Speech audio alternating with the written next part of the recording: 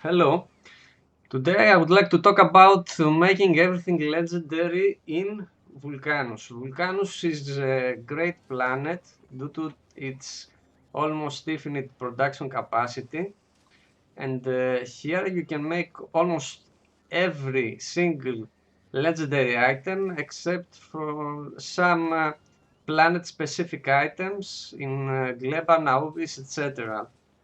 Now, there are many strategies that you can use to achieve that. Personally, I am using or abusing, in a sense, legendary calcite to produce legendary stone, and from that produce every single other byproduct, even legendary iron and all of its immediate products. Now, there are of course many ways you can achieve the same result. This is just a very straightforward way. This thing here that I have even a blueprint specifically makes legendary stone, iron 550 per minute, steel, copper, LDS, and some of its products like legendary stone bricks, landfill, concrete, refined concrete, iron plates, pipes, iron sticks, iron gear wheel. And what it needs normal calcite, of course, and legendary calcite, about 60 per minute, at least, I suggest. Legendary plastic, that you get from legendary coal, basically. Lots of water and some extra molten copper for the LDS production in order not to be dependent on the legendary stone production. You can build it near sulfuric acid to make steam and water, and the lava lake that you can nuke the ground in case you don't have a lava lake near the sulfuric acid. Here, I'm using the sulfuric acid to make steam. From steam make water because our legendary concrete needs lots and lots of water. This one overproduces of course, but produces about 189,000 per minute.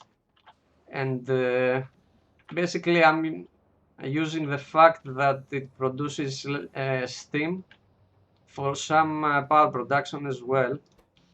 About 6.8 gigawatts of power from this thing.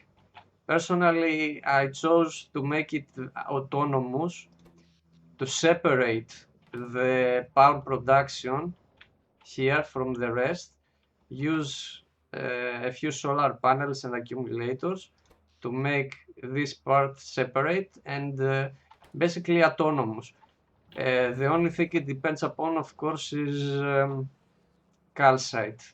You need to be wary of the calcite flow, otherwise you will have no problem to make power as well for all your needs and etc. This is a byproduct of the fact that you need water basically, and it's a good thing, some extra power. Now, what we do here?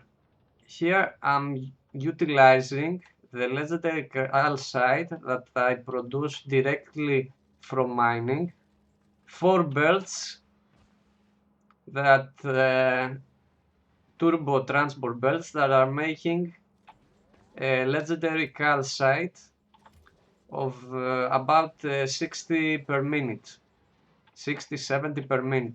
This I found is more than enough for the needs. As you can see, it has overflowed.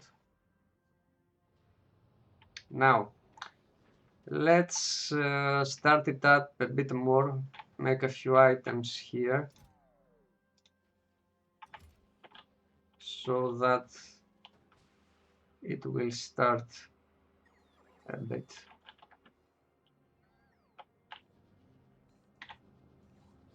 Now, what do we do here? We utilize the legendary calcite and make lots and lots of legendary stone. Specifically, you can see the rates here. We may produce about a third of it, but there is no problem since we don't produce that much stone brick. So with 60-70 per minute, it's more than enough. Now, it produces legendary stone brick. From legendary stone brick, we produce legendary concrete. That it then breaks down, recycles to its elements, which is iron ore, legendary, and legendary bricks that are again used first here in order not to clog the system. They are returned back to the production of concrete. Now, down here, we pick up the legendary iron and make legendary iron plates, legendary iron stick, legendary iron gear wheel, and legendary pipes. The rate is about 550 iron ore legendary per minute. That means you can have constant, since this has productivity of 50%, about 800 legendary plates. Of course, though, there is no need to, this overproduces, there is no need to make exact that.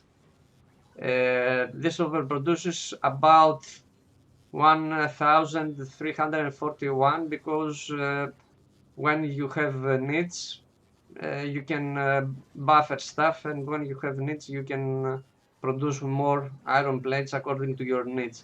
It also produces some legendary refined concrete that is used by some buildings, legendary, that is needed.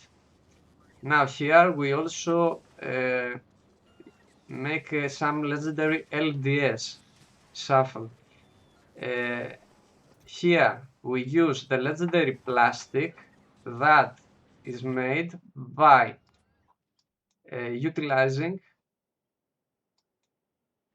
legendary coal that we mine. We mine here. 2 belts are more than enough, to tell you the truth. And I have more than enough legendary coal to produce a ton of legendary plastic for our LDS needs here. Now, from legendary coal, we get legendary plastic. From legendary plastic, we get legendary LDS.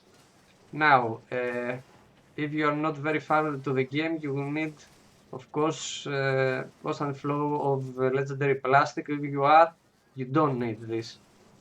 Nevertheless, from LDS afterwards, we get legendary copper plates and legendary steel plates for our needs. So, just from this thing here, we have covered all these basic legendary items that you see here. It's rather small, simple, and a relatively straightforward way to do things. There are other ways, of course. I just wanted to point out this as well for people to know about. Also, here there are the local, you also have to mine for the local legendary items, like legendary tungsten ore that you can use in 2 ways. One way is to make legendary tungsten plate. Personally, I'm using turbo transport belt upcycling to make lots and lots of legendary tungsten plate. As for legendary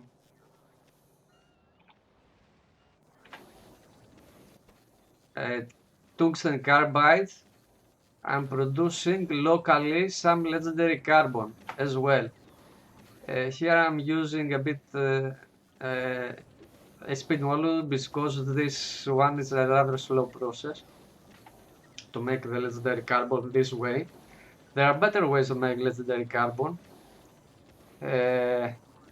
One way, very efficient, is in gleba that you can make it from legendary spoilage, for example. You can make a ton of legendary carbon from legendary spoilage. Nevertheless, you can make do with this process as well. There is not an enormous amount of need for legendary tungsten carbide. So with a bit of speed up, I think you can make do with some upcycling as well, just fine. Now, of course, after you have procured legendary calcite, legendary coal, the legendary local products, you can make almost everything else. Along with all these products we make here, we can make almost every other item you can think of. Of course, you can make some modules as well using all those items.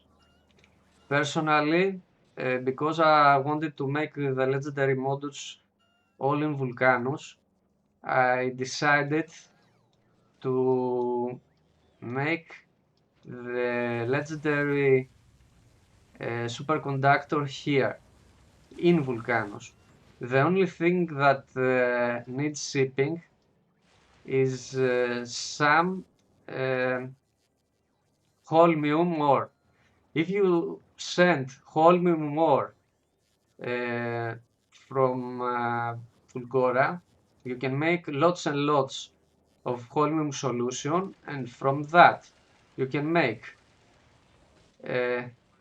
electrolyte and make legendary Tesla turret here, legendary Tesla gun here, legendary Tesla ammo here, using the product of the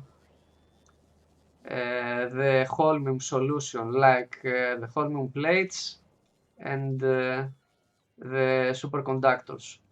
From those, you can also use some upcycling of supercapacitor to make a legendary holmium plate, superconductor, as I told you before, the legendary supercapacitor, and some legendary battery, legendary electronic circuit. Of course, this we can make from other sources as well, if you want, but the legendary superconductor and the legendary holmium plate are made with this upcycling, the supercapacitor process here. And the only thing that I sent in Vulcanus to make all of this start is 2000 holmium more, personally. Now, of course, you can build everything from Fulgora. You need to build the electromagnetic plants locally in Fulgora, unfortunately, and the recycler in Fulgora. You can't have everything here. You see some of the stuff that you can't have and you need to sell to Vulcanus, like the legendary cryogenic plant, railgun turret, rocket turret, fusion reactor, fusion generator, etc. that you better make in another planet and stack inserter and send them here. There are not that many legendary items really that you need to send from other planets if you decide to make most of your legendaries in Vulcanus. This, you can say, it's a bit of a cheat to send to make some of Fulgora's items, legendary items here, like legendary Holmu plate, legendary superconductors, etc., Tesla turrets, etc. But really, I think it's worth it when you only send a few Holmu more and nothing else you need to worry about for the whole process.